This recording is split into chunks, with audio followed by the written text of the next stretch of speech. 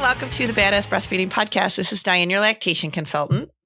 And I'm Abby, the Badass Breastfeeder. And today's episode is brought to you by Mother Figure. Mother Figure is a maternal wellness company that makes it easier for moms and moms-to-be to get support. And today's episode is also brought to you by Original Sprout. The Bundle of Joy is the newest addition to their family of vegan products. But we will hear more from our sponsors later, but you can head to badassbreastfeedingpodcast.com and check out our sponsor page. If you need anything, check there and see if you can give them any of your business, because they make this podcast possible. And while you're there, scroll down and enter your email address, and we will send episodes straight to your inbox every week. And now Dianne has our review of the week. And it comes from iTunes. Thank you so much for putting this on iTunes for us. That really helps other people find the podcast. And this is from Zoe M. And she says, every mom needs this. This podcast empowered my previous knowledge of breastfeeding as well as parenting choices in general. It reassured me that my body knows exactly what to do and that my hard work breastfeeding and making biologically normal choices for my baby is what's best. I'm obsessed. Thank you so much. Thank you. That is basically what our mission is to just make sure everybody knows, you know what, your body knows what to do. Be empowered to make decisions for your child and don't let anybody say, I love how the parenting decisions come through too. Yeah. Oh, I know. My gosh. Like it's breastfeeding. It's a breastfeeding podcast, but I'm sorry. I'm so stupid. I just put things in my mouth that are in front of me, and actually came downstairs and he gave me these candies that he doesn't want. No, like flavors he doesn't want. And so like we push record and I just put one in my mouth and I'm like, okay, wait, I can't talk with this in my mouth. Oh my God. I'm also very like, what is the stupid time zone thing? The daylight savings. Yes. I can't even bring it up in my brain because it's so ridiculous, but we're also on daylight savings. So I know. Everyone's confused about what's happening. Yeah. I was like, I got anyway, my what am I savings saying? choice. So we were talking about the parenting choices. So it's a breastfeeding podcast, but like we certainly do talk about beyond breastfeeding. We talk about sleep and bed sharing and, you know, all of these things that are so related to breastfeeding in my mind. But, you know, you don't always think about that, how it's related to breastfeeding. We've talked about this and like, I remember us talking about this on the podcast. I can't remember exactly which episode it was, but how we talked about that, like things happen when you're breastfeeding and we always think it's a breastfeeding issue because that's what we're doing so much of. Right. And I feel like that goes along with like the sleep and behaviors. And that's one of the reasons why we're going to talk about like the first days home today, because I feel like everything goes back to that breastfeeding piece. And a lot of times this is just baby stuff, right? But it goes in with the parenting decisions that you make. And that is, you know, it all gets encompassed in one package. Yeah. Really. It's like, okay, this is not just, you know, one or the other. So it's, it all goes together. It all goes together. You start making decisions about feeding your baby and making decisions about how that's going to go. And then that kind of feeds into your decisions on lots of other things. So, yeah. And breastfeeding is so tied to that like insecurity, that just like doubt. And so everything that's going wrong or everything that's happening, it's like, oh God, breastfeeding's not going well. Right. Yeah, and it's a lot of times it's just not. It has nothing to do with breastfeeding. I saw a mom not too long ago, and that was a situation. Remember, I think I sent you a message about it that I was supposed to see her the week prior, and then kind of dropped the ball, and then reached out to me and was like, "Can I see you right away? I think my supply is dwindling. All this stuff." And I went, "Sorry," and actually her supply is fantastic, and the baby was just like, you know, just feeding more. Being a baby. Just being a baby. Yeah. And she was we like, don't understand babies. Right. And I was like, this isn't a feeding thing. And she was like, oh my gosh. Which made her feel so much better to know that like it wasn't her supply. But we just tie everything into feeding. Totally. And and a lot of times it's just not. And that feeling that everything is going wrong, which I think is like, you know, you're in such a vulnerable place, and that's something that has kept us alive for thousands of years, you know, and kept us safe, is that, you know, looking for danger and expecting things to go wrong keeps you kind of on alert and keeps you protecting your baby. And that's there for a reason. But a lot of times nothing's wrong. I was talking about that with a family the other day that I saw, and it was, you know, the mom and her husband were in the office with me. And this is, a newborn baby, only probably, I don't even know if she was a week old. And they were talking about, kind of like looking ahead, not that far ahead, but ahead enough so that, Dad was like, I would love to be able to feed the baby overnight so she gets a little bit longer of a stretch of sleep. And that comes up a lot, right? Like we hear that a lot. So, and mom was not, she was like, well, if I got to get up anyway and, it's fine, whatever. And they kind of came down to the conclusion among each other. She was like, if I hear him up with the baby and I hear the baby fussing, there's no way I'm going to still sleep. No, exactly. No, that's so true. And I said, well, you're wired to like have to, to feel like you need to respond to that. And she's like, right. Like, and we just had this whole conversation. It was kind of like a light bulb moment for them where they were like, oh my gosh, like if he's up with the baby, which that's a wonderful thought, I would love it. But there's no way I'm going to sleep through that. So why bother? Why don't I just get up and feed her? It'll just be easier. Yeah. Yeah. Or put the baby in bed and then don't get up. Right. And everybody's just like there. Just roll over, feed the baby, and then you're good. Yeah. Or just stay in that position. I know. And you just stay in that cuddle curl, and then you feed the baby all night. That's how I sleep with my dog. It's so simple, guys. Come on. It's so easy. I'm just kidding. It's all horribly hard. And so what do you see when the first few days of people when we come home? I know what I experienced, which was just like a baby that would not stop crying. Chaos, right? Yeah, it's absolute chaos. Like night and day doesn't matter. Like it's just, ugh. I remember being like, I don't know whose baby this is. This is not the same baby I had in the hospital. I think I even said that out loud because I know I was thinking it, but I was like, this is not the same baby that I had in the hospital. I don't know. I don't know what's going on here. And I have fielded phone calls from people who will call and say, I think my baby's allergic to the house because they won't stop sneezing. I think the baby is, won't settle. They hate their bassinet. They hate being here. They hate that, it's just, there is so much going on with that newborn and that's the stuff you never hear, right? You never hear nobody's going to say to you, those first few days home are going to be really, really difficult. And it's not because, of course, everybody says, oh, it's breastfeeding. But it's not. You are transitioning into being a whole new person. And you're recovering from childbirth, whatever that might have looked like for you. Mm-hmm. And you have a newborn baby. So there's a lot happening there. And you're already tired from the labor and delivery, which nobody slept through, obviously. So you're already going into this tired. And now you have to figure out how to make everything work. And when I worked in the hospital, I used to try to kind of give people a little guidance and be like, okay, the first night home is going to be really stressful and, really might be a little bit difficult, but that's really normal.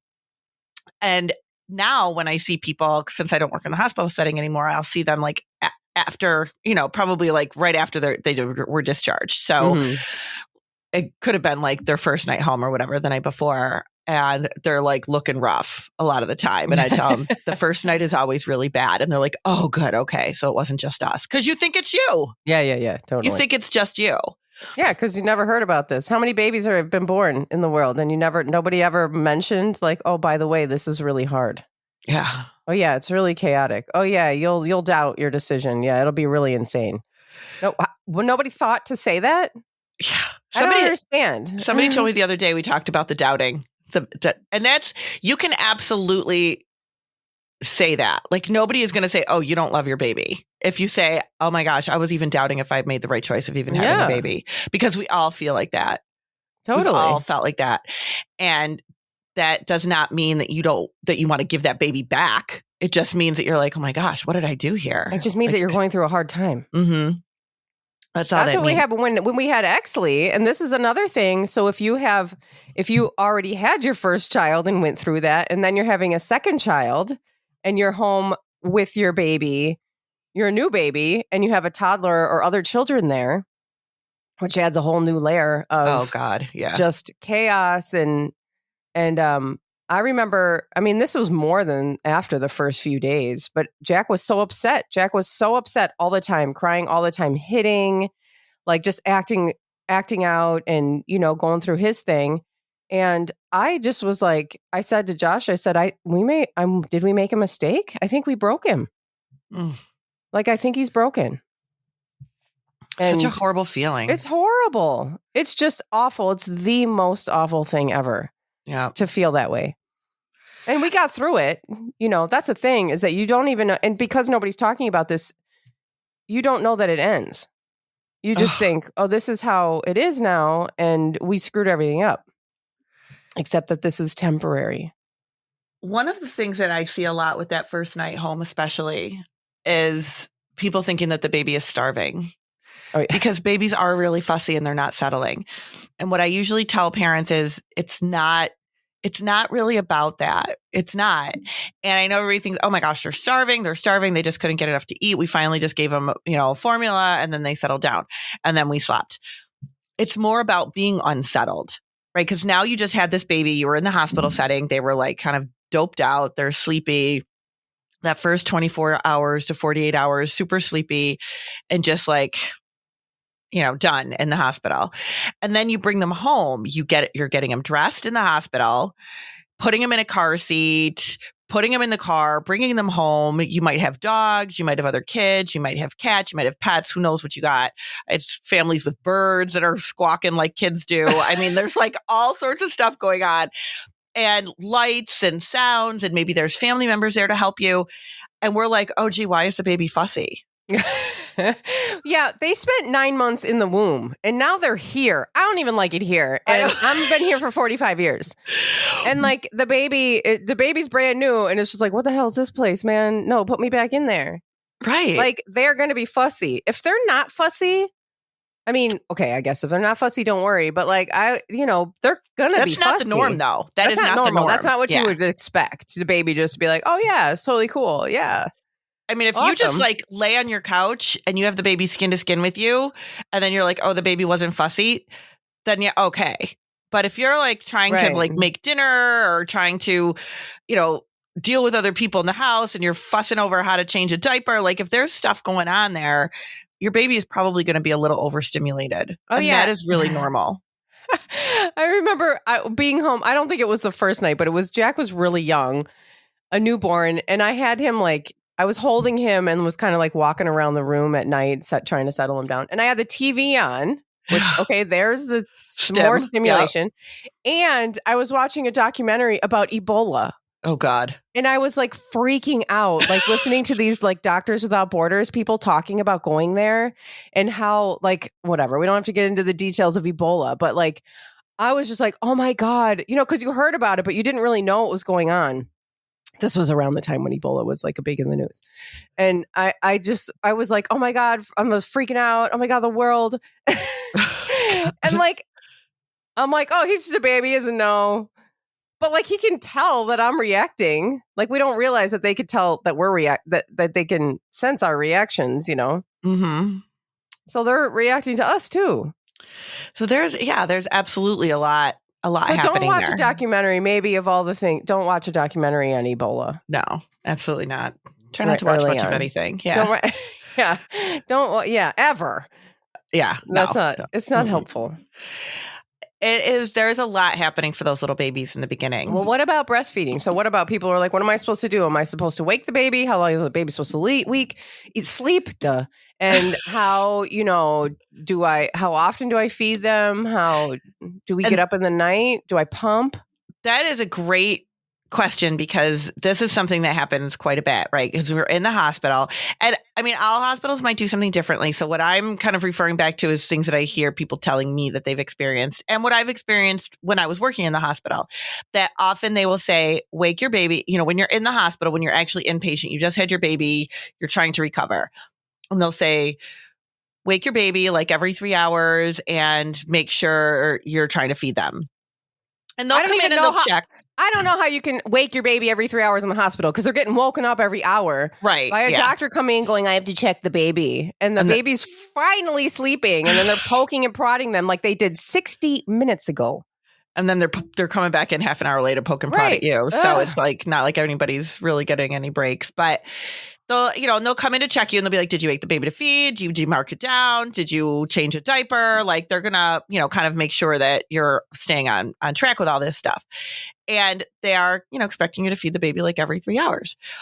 Babies in the hospital are very sleepy. They are very sleepy for the first few days of life, especially if not the first few weeks. That's totally normal. And then depending on mode of birth and, medications and all of that stuff, there, could be sleepier depending on the gestational age of your baby. If you had a baby that was a little younger, 37 weeks, 36, they'll probably be a little bit more sleepy. Like there's a lot of factors that play into it here, but the sleepiness is very, very normal. So you're waking your baby to feed them. The second night of your baby's life, they go through like a cluster feeding phase where they're just kind of like, holy crap, where the hell am I? And where's my mom? And they just want to be held and cuddled and secure and just feed. And like you'll put them on and they'll latch and they'll suckle a little bit and then doze off and you take them off and then they scream and then you put them back and everybody goes, oh my God, they're starving and your milk's not in yet. That's what the problem is. And it's like, no, that is not the problem. The problem is the baby's just figuring out that they are now on the planet. And this is a really crazy place to be. Yeah. And the only place that they feel secure, the only place that they are wired to feel secure is at your chest. Mm-hmm. Yep, absolutely. And they'll be likely fussy anywhere else. And then you go home, right? And your milk is starting to come in. And now your baby wants to eat every hour and a half to 2 hours. And you go, oh my gosh, I must not have enough milk because in the hospital they said every 3. So now it's like things change and nobody told you that things are going to change and evolve.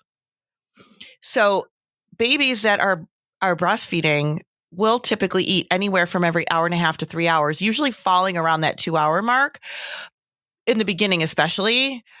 But there will be points of the day where they'll eat more frequently than that. And that is really normal. We just kind of like go with it. I love it when I have families, if I'll ask them like, how often is a baby feeding? They'll be like, I have no idea. I just feed on demand. Yeah. Like, that's what I did with Jack. I mean, it was harder with Exley, although Josh had some good paternity leave, but I would just sit down. Mm-hmm. And sometimes with Jack, Josh was going to work and he would come home and he'd be like, have you been in the same spot all day? And I'm like, yeah. And he's like, oh, good. But I would just like latch Jack on and lay on the couch and I would just be there. He would just stay there. Yeah. He didn't like unlatch to do what? I know. What else does he have to do? Read the paper? Like that's not what they're not doing anything except that. And I know if you can, that's great. But of course, I understand that we're all completely isolated and we have nobody helping us. And so that you really can't like just sit down all day, every day. And that's what I was just going to say. Like, if you can't, like, that's great. Then I've also had people say, I can't, without me even saying the baby just wants to be on all the time, but then saying like, the baby just wants to be on me all the time. And I just can't do that. And I mean, I get it. Like, I get it. But that doesn't mean your baby gets it. Yeah. Like your baby doesn't understand that. No, it's not a feeding yeah. problem. That's a baby thing. Right. That's absolutely a baby issue. And it's just, there's not much that you can really do about changing that specifically. But yeah, so let's do our ads and then we'll talk about our sponsors and then we'll talk about some things that we can maybe try and, I don't know, accept the way babies are. I don't know. Yeah. Okay, we'll be right back. Today's episode is brought to you by Mother Figure. Mother Figure is a maternal wellness company that makes it easier for moms and moms-to-be to get support. Mother Figure offers a directory that connects families with lactation consultants, doulas, pelvic floor physical therapists, and more nationwide. A magazine that spotlights real mom stories and need-to-know info from experts, and maternity clothing that's beautiful, functional, and machine washable. Mother Figure's multitasking maternity bra is a hands-free pumping, nursing, and everyday bra that's been featured in Romper, Parents, Scary Mommy, and more. It's Okotex certified and has been called one of the best nursing and pumping combo bras on the market. Check it out at shop.motherfigure.com and use code BADASS for 15% off of your entire order. And today's episode is also brought to you by Original Sprout. Original Sprout carries safe, effective, and pediatrician-tested shampoos, conditioners, styling, and body care products produced and packaged in California, USA. Original Sprout's newest addition to its family of vegan products is the Bundle of Joy. This is a woven basket full of Original Sprout products, swaddled in a white hand towel and fastened with a big chrome safety pin. The Bundle of Joy makes the perfect baby shower gift bundle or just a great way to say congratulations to the expecting mom in your life or yourself with a retail value of over $120, is being offered at the introductory price of $74.99. As a Badass Breastfeeder listener, you can take an additional 25% off this introductory price. At originalsprout.com, use code BADASS and get this bundle for $56.25. That's a total savings of $60, making it affordable to give the gift of clean and safety tested personal care products to those you care about. Our sponsors and their promo codes can be found at badassbreastfeedingpodcast.com in our show notes under this episode. Also at badassbreastfeedingpodcast.com, you will find our breastfeeding resources, all of our other episodes, and information about scheduling your very own one-on-one online lactation consultation with Dianne. Okay, so you also brought up pumping. Yeah. And pumping is something that I really try to tell people to not do in the beginning. And I think we've mentioned this a zillion times in different episodes that we've had, but it is really tempting to pick up that pump when your milk starts coming in and you're feeling really full.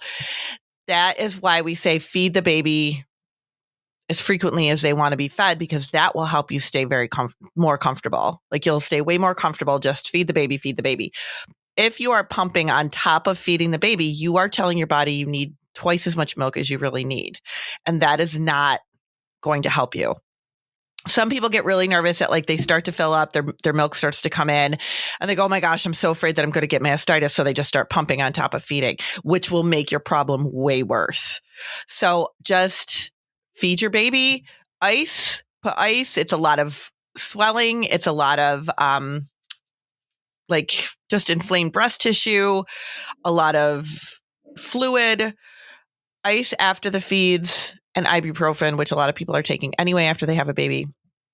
And that only lasts a couple of days. It really does. And your body starts to just kind of regulate because the baby is telling your body what it needs. So it just kind of regulates. And remember that the regulating is normal, not the engorgement. Right. Because the people will say, oh my God, I don't feel full anymore. Yeah. So it's all gone. No, you don't want to feel that way. That's not supposed to, you're not supposed to feel that way. The other thing that surprises people when they come home is that babies don't want to be in a bassinet. Babies, I had a family come in one time to the pediatric office and I was like, how was your first night home? And the dad was like, well, the baby hates the bassinet. Like, absolutely. I've had people tell me money on it. He hates it. $1,200 on a bassinet. They hate it. Your baby, newborns are very primal. They are very primal. They do not know that they are safe when you put them down in this $1,200 bassinet. They have no idea. They don't know where they are. They don't know that it's the 21st century. They have no concept of any of this. All they know is that they feel safe when they are with you. That is what they know. They're not trying to use you. They're not trying to manipulate you. And they are not trying to stay up later past their bedtime. They just know that they are safe when they are with you. Newborns need 3 things: food, security, and comfort, which they get from you. All 3 of those things they get from you. And we're kind of in this society where we're like, no, put them down. Just swaddle them to make it feel like somebody's holding them and put them down. And then that's it. That's what you do with them. I mean, it's just, I was talking to somebody yesterday who has grandchildren, and I actually helped the grandchildren, but he was like, I was like, how are the grandbabies? And he was like, oh, they're doing great. And then he kind of went in to tell me about how one of the babies, who's about 4 or 5 months now, was being held for naps by a caretaker. So now they've decided that is the reason why the baby doesn't sleep, because she was held for naps. And it's their first baby, so they didn't know any better. So, the baby's being held for naps. So now, she'll cry if you don't hold her. It's like this 4-month-old is not manipulating anybody, even though that's what the older generations think.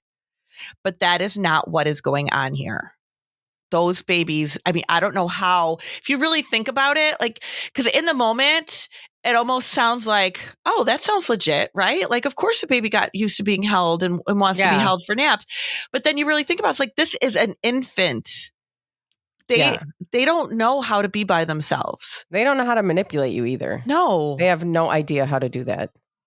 so it's like, we can't just go, oh yeah, like just put them down and let them fuss and they're fine. No, they just need you. And different personalities, babies have their own little personality too. They're born with a temperament. Yeah. Exactly. They're born with a temperament. And you can't say, which is one of the other things that this grandparent was saying was, oh, but our other grandchildren, they didn't need to do that. They, they're fine. You put them down, they go right to sleep. This one was held for nap, so she's fussier. And it's like temperaments too. Yeah. And even in the same family. And you see that a lot too, where I'll have parents be like, oh my gosh, but my first baby didn't do this. My first baby did something different. My first baby never slept, or my first baby did sleep, and now this one isn't, or whatever the situation may be. Babies are very, very different. And the temperament is very different. And you will start to see that the more you get to know your baby. And none of it is a manipulation or a breastfeeding issue. Right. But we tend to kind of go, it's a manipulation and a breastfeeding issue. I know. And it's hard. I mean, like, we say that usually when we're overwhelmed, right? Oh, yeah. And you're going to be overwhelmed. Again, we could, families these days are completely isolated. And so you're likely doing this all by yourself. If you can find somebody to come over, your mother, mother-in-law, parents, sister, whatever, whoever can come over and help a little bit, that's great. And try to be open to accepting that or inviting people or asking for help, these are all things that nobody is used to doing. Right. So it's not you. It's the fact that you're doing the job of a village all by yourself. And that's not possible to do without feeling overwhelmed. And I think, we really, it's not even just, well, maybe it is about asking for help, but even when people offer, it's like we kind of feel like, but this is my baby. I should know how to do this. Yeah, we won't accept the help either. We won't ask and we won't accept.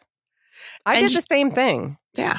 You shouldn't know. I tell parents that all the time. Like, you should not know. And yeah, people sometimes don't want anybody over, or they feel like it's just more work for me because now I feel like I have to entertain them. Right. Or yeah, exactly. Or people are suffering from postpartum depression or anxiety, and they just feel like not seeing anybody and closing the curtains, and not realizing that that depression or anxiety is coming over you. Right. And that's hard. I mean, all of this stuff is really hard. Yeah. And things that you don't really expect to see when you're having this baby, because everybody's like, oh, it's such a wonderful time, right? It's such a wonderful time. It's so great bringing this new baby into the world. And it is, absolutely. But there are some things that kind of go along with it that we're not expecting. And when you were talking about, like, when you're having your subsequent kids, that is definitely something nobody talks about. And I remember having the twins. Nathan was about 2, just a little over 2 when I had the twins. And the feeling of guilt that I had was unbelievable. Oh my God, it is insane. It so was deep. Unbelievable. The guilt I had over that. And I remember years later reading an article about it and being like, oh my God, that was really a thing. Because I thought I was the only one that felt like that. Right. But it is really, I remember Jack. I remember Jack standing next to me when I was holding Exley, like newborn Exley. And Jack standing next to me. And I literally felt like he was like down the block. Like I could see, like it was like this weird, like he was like morphed into like being really far away from me, even though he was standing right there. It was the trippiest thing, and it was horrible. It's just bad. It's just really hard. It didn't stay like that. No. It didn't stay like that. It didn't. But it just is really. It's horrible when you're in it and you think that this is just how it is now. And then. And how you're going to bond with 2 babies. And a lot of people really question that. Like, how am I going to bond with, how could I ever love another baby as much as I love my first baby? And I mean, you bond with them, you bond with both of them in different ways, and everything does. And this is just how, is like just stuff people don't understand until they have children. Mm-hmm. This is just stuff that people don't get. And nobody can get it until they're in it. It could definitely be a challenge, and this is stuff you don't talk about. And it's okay. Like, you're leaving the hospital, right? And everybody wants to get out as soon as they possibly can, to which I absolutely understand. But you kind of it's almost like throwing you to the wolves, It's just like, but they don't talk to you about it necessarily either. I remember leaving the hospital. I was like, they're just going to let me leave the hospital with this baby? They're just going to let me take him? Like, they don't know me very well then. Right. I can't make a freaking can of soup without reading the instructions. Now I gotta Four times. I know. 4 times. Now I gotta. I made this macaroni and cheese 1,000 times. I'm going to read the instructions 2 times and then put it in the recycling. And here I come back to the recycling to get the box out so that I can read it 2 more times. Yeah. And now I got to raise a kid? What? No. But it does feel very overwhelming. And then you go home and you're feeling overwhelmed. And then you're like, oh my God, now I got to be on for every single feeding. And I think that's another thing that kind of sets in. It's like when you're pregnant and you're like, okay, yes, I really want to breastfeed and this is going to be great. And I'm going to be bonded and connected. And, you have this image in your head of how beautiful it is, which it is when you get to that point. But in the beginning, it's just so chaotic. Everything is so chaotic. And you're just like, oh my gosh, I'm tired. And I feel like everything is on me. And then, I also feel like sometimes you have those support people around you who are like, well, I would help you, but like, I don't know. I don't have the boobs, so I can't help you. Right. It's true. Yeah. And then you really feel. Then people need to be doing everything else.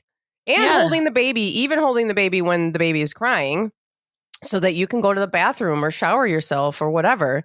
And the baby's going to be upset. And maybe the baby's going to fuss or cry while you're gone. And it's okay.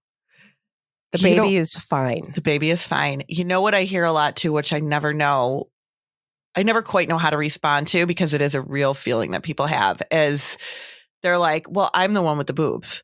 That's all the baby wants. The baby sees me and they're just like, oh, it's just my food source. And it's like, that is not what you are to this baby. You are not just a place for them to eat. That is not, they don't want you because you happen to have milk. That is not the thing. Right. Oh, no. You're the only environment that they are acclimated to coming out. You're an entire ecosystem to them. Yeah. You're not just food. You are their entire world. Yeah. You're their whole world, which that's a lot of pressure. Oh, God. I remember that pressure, too. I was like, oh, good. They live and die with me. Great. I can't handle the pressure of I don't know, an appointment. I know. And now this is oh, God. Yeah. It's a lot. So I know there's big questions of the big question I always get is how long, because some babies are really sleepy. How long do we let the baby sleep before we have to wake them up? And this is another thing, right? That you ask anybody, you ask 3 different doctors, they're going to give you 3 different answers. Totally. You look it up online, you're going to get 14 different answers. I always go with about, babies will usually in a 24-hour period of time, babies will usually give you a 4-hour stretch of sleep, like 1 4-hour stretch of sleep in a 24-hour period of time. If you let them do it during the day, if you're home and they're just taking this super long nap during the day and you're fine with that, expect them to be up, eating a little bit more frequently overnight. That's kind of how it's going to be. Really that newborn period when you're trying to, put weight back on them, get them back up to their birth weight, get your supply regulated. Really don't let them go longer than maybe 3 hours, 2 or 3 hours during the daytime, maybe 4 overnight. After they reach birth weight, it's usually fine to just let them go a little bit longer overnight if they will. Some babies don't, but if they'll go a little bit longer overnight and their weight gain is really good, great, let them do it. Of course, your pediatrician might say something completely different, but that's usually what we see, and that usually works out really well. Sometimes you'll have that, that grandparent or somebody who's, trying to be very helpful, but will also tell you, oh, the baby's napping. Don't wake a sleeping baby because that's not, you don't want to wake a sleeping baby. They'll wake you up when they're hungry. And that first week or two, they will not wake you up if they're hungry. They don't even really know. That's a very new sensation. Yeah. They're not like, oh, here I am in the world. Oh, that feeling in my gut. Yeah, that's hunger. Yeah, I better eat something. They have no idea. They don't know that. They're going to sleep. They'll just sleep if you leave them there to do that in those first few days. They'll just sleep. I had somebody one time that told me that she had no idea. And why would she have? It was her first baby. She had no idea that she was supposed to wake up the baby in the hospital to eat. And the nurse came in after 6 hours and was like, you haven't fed the baby? what is going on? And was like freaking out. And of course, then the mother's crying because she thought she broke her baby and did something horrible. And it's like, how would you have known that though? Yeah. Why don't you tell her? How is she Right. supposed to know? Tell her. Like, how would you know that? And the baby's No. just going to sleep right through. So waking them every couple hours to feed them is definitely, and plus we want to get them into that routine of like waking during the daytime because, well, you know, that whole popular saying of babies have their days and nights mixed up. No, they have no idea what a day and a night is. Like if that's a mix up, then fine. But, you know, that's kind of on us to kind of get their circadian rhythm going too.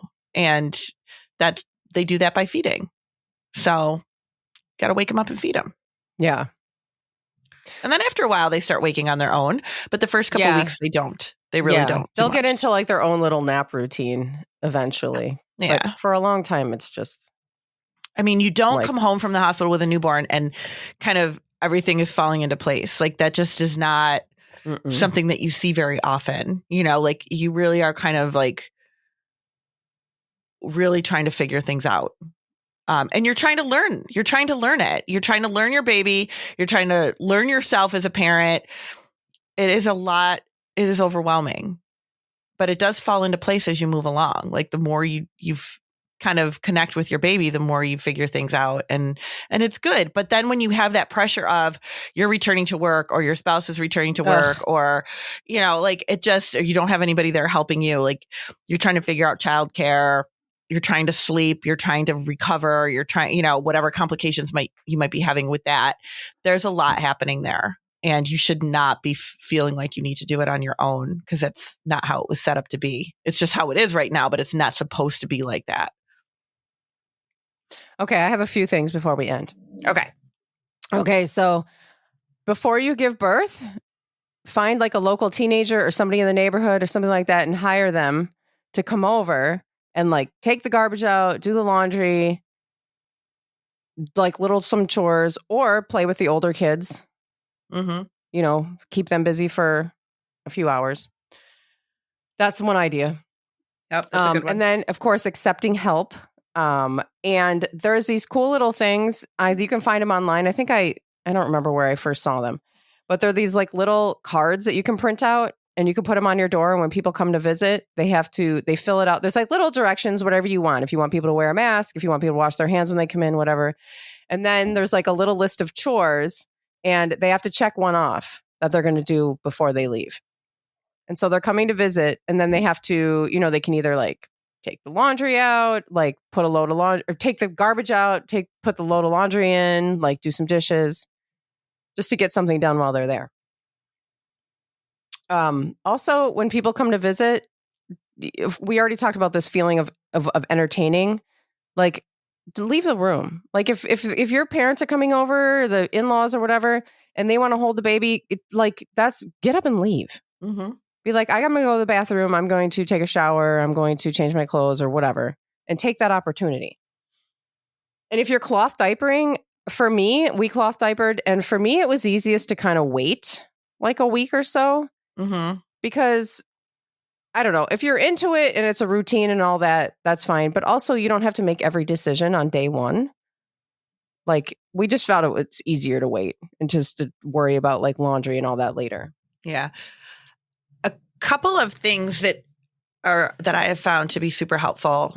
If you're listening and you are expecting a baby, put it on your gift list. You know, I mean, not everything comes on a registry, you know, so put, you know, postpartum doula, put things like diaper service. I've had families that receive diaper service as a gift. And that is an amazing gift to have. Then you're not even doing anything for the first couple of months. Having food delivered. I mean, every place now that you go will do like Grubhub or anything like that. Have people get you gift cards for things like that where you don't have to worry about cooking. You could just get that food dropped off at your front door and that's it. Yeah, there's like meal trains too. You can go to meal trains. Like mealtrain.com or whatever, and people can sign up to bring you food. And in my neighborhood, people were signing up that I didn't even know. Oh, that's nice. People just posted it in the neighborhood group, and then like people I didn't know were signing up. But like, I live in a big city, a big crowded neighborhood, but you know, if you live in a smaller place, that might not be the case. But Yeah, those are really helpful. And this is controversial and people, I don't know. Get some paper plates and plastic knives and stuff like that, and just worry about the planet later. Listen, we have been so duped into thinking that our personal decisions are what killing this planet. It's not. It's these giant corporations that pollute with the way that they manufacture things. And we're going to do an episode on this, actually. Oh, yes, right? we are. Yes, we are. Mm-hmm. So your personal choice to use like a slow flow toilet, like, no. This is not what is happening. So use some paper plates and plastic knives and stuff. So just so you don't have as many dishes, and you're only going to do it for a week or two or whatever in the beginning. Yeah, right. And then I also want to say, just make sure, because I did this with my first, like, I was feeling very like anxious and very, overwhelmed and stuff. And we had the curtains closed and like we didn't make any noise. And we were like really, just like very sensitive and like overwhelmed and stuff that with our first child. And I don't think it helped. I think that with our second, of course, I was feeling better with my second, but you got to open the windows. I mean, the shades. If it's cold, don't open the window. But I mean, like, if it's like, open the curtains, sit in front of the window. If it's warm, go sit on your porch or something, and make sure that you are, it's okay for your baby to see daylight. I always thought it had to be dark the whole time, dark and quiet. No. Like, that's fine for the baby to get used to like light and people and, that is for you. You need to take care of your mental health and open those curtains. Absolutely. And get out, open the fresh air and all that. Absolutely. And that's all I have, except that if you can have a drink, a glass of wine too, if you want. Oh, yeah. And go to I'm going to link our alcohol episode if you haven't listened to it yet, like the zillions of other people, because it is our most popular episode. So if you haven't listened to it, I'm going to link it in the show notes. So if you have, worries about that, we're not saying go out and be an alcoholic, but if you want to sit and have a glass of wine, that's totally fine. Yeah. And if you have older kids, you are like, oh my God, I can't with the screens. They're getting too much screen time. Just drop that. Yeah. Let them do this, get fun new snacks for them, get like, some games going, and just like let them do their thing. Whatever entertains them is fine. It is survival right now. Temporary. Exactly. Yeah. It's fine. They are not going to be ruined by looking at a lot of screens at this time. No, they're not. No. I promise you. Don't believe the hype. So we could probably talk about first days home forever. We could just go on about this all day, should we? I know, right? Totally could. That was the end of my list. That's what I've just had a few things I wanted to say. But I feel like this is something that I talk about with parents all the time, because they just, they come to me and they're very just shell shocked about what is happening in those first days. So this episode actually came from a listener who wrote in and said that she does work with new families in the hospital, and she wanted to be able to reference something for them for new, first days home. And it really, it'll pass. But those first few days can be really like just a struggle. You're just and you can't ruin anything. No, like you can't just like, there's nothing you can do that's going to just like, oh my God, you just ruined everything. You ruined their life. You ruined your breastfeeding. You ruined everything. Like, no. That is not what's happening. No, it's okay. Regroup, start again. It's all good. Every moment you can just figure it out again.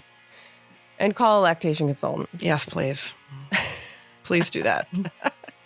That's it. Thanks for listening. Thank you. Bye.